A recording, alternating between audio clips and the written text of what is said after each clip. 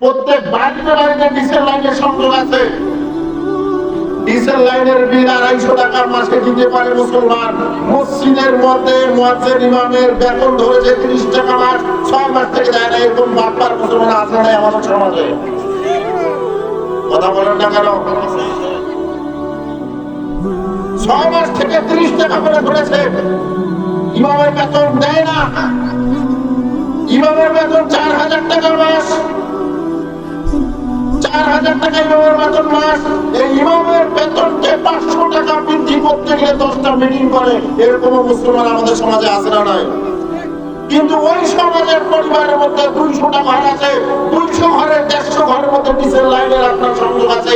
150 ঘরের ডিজেল লাইনে যদি 200 টাকা করে সংযোগ ধরা হয়, তাহলে মাসে 20,000 টাকা হয়। ওই মুসলমান, 4 পিছনে তুমি প্রত্যেক সপ্তাহে একদিন করে নামাজ আদায় করো, একদিন করে সালাত আদায় করো, তার বেতন ধরে রাখছো মাত্র তুমি 4,000 টাকা।